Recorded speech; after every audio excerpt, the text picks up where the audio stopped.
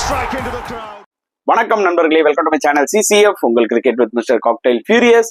So இப்போ நம்ம discuss பண்ண போற டாபிக் SA20 2025 மேட்ச் 28 ரிவ்யூ தான் பார்க்க போறோம். Between Sunrisers Eastern Cape versus Paarl royal. So சன்ரைசர்ஸ்க்கு வந்து பாத்தீங்கன்னா இந்த மேட்ச் வந்து அதாவது அவங்க ஆல்ரெடி குவாலிஃபை ஆயிட்டாங்க, இருந்தாலும் வந்து தொடர்ந்து தோத்துக்கிட்டே இருந்தாங்களா.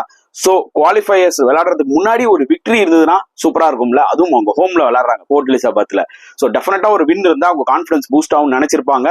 அதுக்கேற்ற மாதிரி தான் இந்த மேட்சையும் வந்து பாத்தீங்கன்னா 48 ரன்ஸ் வித்தியாசத்துல கன்வின்சிங்கா வின் பண்ணிட்டாங்கன்னு சொல்லுவேன்.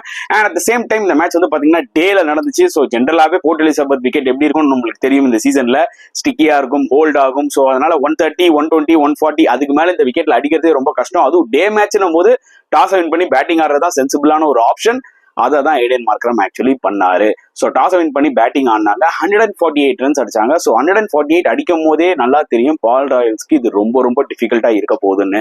ஸோ அந்த 148 அடிக்க ரீசன் என்ன?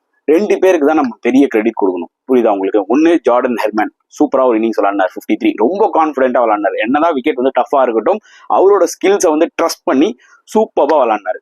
இன்னொரு பக்கம் ரொம்ப ரொம்ப crucial innings from Tristan Stubbs, 43 runs. நல்லா ஞாபகம் வச்சுக்கோங்க, லாஸ்ட் ஓவர்ல கிட்டத்தட்ட 20 ரன் அடிச்சிருப்பார். மிச்சல் ஓவன்ஸ் பிபிஎல் ஃபைனல்ல ஹோபார்ட் ஹரிகேன்ஸ்க்கு சூப்பரா ஒரு 100 அடிச்சு வின் பண்ணி கொடுப்பாரு பாத்தீங்களா. அவர் உள்ள டிராஃப்ட் பண்ணி எடுத்துட்டு வந்தாங்க பால் ராயல்ஸ். அவர் வந்து பாத்தீங்கன்னா நல்லா போலிங் போட்டு 2 விக்கெட்லாம் எடுத்தாரு. ஆனா லாஸ்ட் ஓவர்ல 20 ரன் கொடுத்தாரு. ஸ்டப்ஸ் செம காட்டிட்டாரு. அது வந்து பாத்தீங்கன்னா மொமெண்டம் பயங்கரமா சன்ரைசர்ஸ் கிட்ட வந்துச்சு அந்த டைம்ல. ஏன்னா 131ல முடிப்பாங்களான்ற மாதிரி ஒரு சிச்சுவேஷன்ல போய் கடைசியில 148 வரைக்கும் அவங்க ரீச் பண்ணும்போது நல்லாவே தெரிஞ்சிருச்சு இது கிட்டத்தட்ட இந்த விக்கெட்ல ஒரு வின்னிங் டோட்டல் தானே. Apart from that other batsmen எல்லாருமே ஸ்ட்ரகிள் ஆனாங்க. அது எக்ஸ்பெக்டட் தான். ஏன்னா இந்த மாதிரி ஒரு விக்கெட்ல வந்து பாத்தீங்கன்னா ஏதாவது 1-2 பேட்ஸ்மேன் நின்று ஸ்டே பண்ணி ஆடினாதான் உண்டு. எல்லா பேட்ஸ்மேனாலையும் வந்து பாத்தீங்கன்னா சுத்த முடியாது, இல்ல இன்னிங்ஸை பேஸ் பண்ண முடியாது. அண்ட் அந்த வகையில சன்ரைசர்ஸ் வில் பி லக்கி.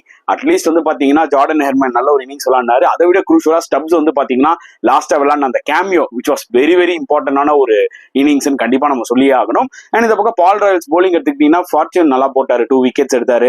அதே மாதிரி பாத்தீங்கன்னா இஷான் மலிங்கா சூப்பரா போட்டு 2 விக்கெட்ஸ் எடுத்தாரு. பட் மற்ற போலர்ஸ் எல்லாம் கொஞ்சம் இன்னுமே கொஞ்சம் பெட்டரா போட்டுருக்கலாமோ கண்டிஷன்ஸை யூஸ் பண்ணி அப்படின்ற மாதிரி எனக்கு தோணுச்சு. முஜிப் எல்லாம் பார்த்து ஆடிட்டாங்க. ஸோ கொஞ்சம் கிளவரா தான் விளாண்டாங்க. ஆக்சுவலா இந்த மேட்ச்ல வெள்ளையிலேயும் வந்தாரு. ஸோ கொஞ்சம் கிளவரா விளாண்டாங்க சன்ரைசர்ஸ். ஸோ அதுக்காக வந்து பாத்தீங்கன்னா அவங்களுக்கு நம்ம கிரெடிட்டை கொடுக்கணும். And at the same time சேசிங்லாம் நமக்கு நல்லா தெரியும், it's not going to be ஈஸின்னு சொல்லிட்டு அதுவும் மிச்சல் ஓவன்ஸ் மேல எக்ஸ்பெக்டேஷன்ஸ் ஜாஸ்தி. நான் இப்பதான் ஒரு பெரிய 100 அடிச்சுட்டு வர்றாரு, ஓகேங்களா, பிபிஎல் ஃபைனல்ல. ஸோ அதனால மிச்சல் ஓவன்ஸ் அப்படின்னு எல்லாம் பரபரப்பா பேசிட்டு இருக்காங்க. அது அவர் ஐபிஎல் எடுங்க, யாராவது ஒருத்தருக்கு ரீப்ளேஸ்மெண்ட் எடுங்க, சம பிளேயர்னு. ஆஸ்திரேலியன் கண்டிஷன்ஸ்ல அந்த பவுன்ஸ் வந்து பாத்தீங்கன்னா ட்ரூவா இருக்கும். அந்த மாதிரி கண்டிஷன்ஸ்ல சில பிளேயர்ஸ் நல்லா விளையாடுவாங்க. அந்த வகையில தான் மிச்சல் ஓவன்ஸும் அந்த கண்டிஷன்ஸ்ல சூப்பரா விளையாடுவார். பட் இந்த போர்ட் எலிசபெத் விக்கெட் பாத்தீங்கன்னா கொஞ்சம் ஹோல்ட் ஆகுது, ஸ்டிக்கி ஆகுது. நிஜமாவே வந்து பாத்தீங்கன்னா அவரோட டெபியூ மேட்ச்ல ரொம்ப ஸ்ட்ரகிள் ஆனார்.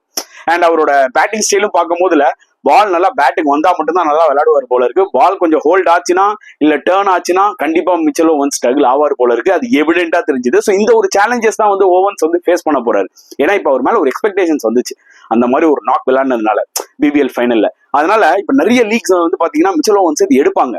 அண்ட் எடுத்தோடனே வந்து பாத்தீங்கன்னா முதல்ல எல்லா பிரான்ச்சைஸியும் என்ன நினைப்பாங்க, இவரோட வீக்னஸ் நம்ம வந்து ஒர்க் அவுட் பண்ணணும்னு. So obviously slow wicket, spin, இந்த கண்டிஷன்ஸ்லாம் வந்து பாத்தீங்கன்னா கொஞ்சம் ஸ்ட்ரகிள் ஆவாருன்னு நினைக்கிறேன். அவரோட ஹோம்ல நல்லா விளையாடுவாரு. பட் இந்த மாதிரி ஸ்டிக்கி விக்கெட்ல கொஞ்சம் ஸ்ட்ரகிள் ஆவாருன்னு நினைக்கிறேன். அந்த மாதிரி தான் ஸ்ட்ரகிள் ஆகி அவுட் ஆயிட்டு போனாரு.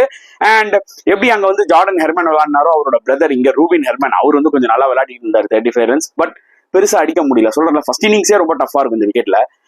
செகண்ட் இன்னிங்ஸ் எப்படி இருக்கும்னு இமேஜின் பண்ணி பாருங்க. ஸோ ஒரு பக்கம் வந்து பாத்தீங்கன்னா ரூபின் ஹெர்மன் அண்ட் வந்து கீழே 6 விக்கெட்ஸ் போனதுக்கு அப்புறம் பிலாக்வாயை வந்து கொஞ்சம் பார்ட்னர்ஷிப் கொடுத்துட்டு இருந்தாரு. அவரு 22 ரன் அடிச்சாரு. மற்றபடி மற்ற பேட்ஸ்மேன்ஸ் எல்லாருமே பாத்தீங்கன்னா டெலிஃபோன் நம்பர் தான். ஸோ ரொம்பவே ஸ்ட்ரகிள் ஆனாங்க. கடைசியில 100க்கு ஆல் அவுட் ஆயிட்டாங்க.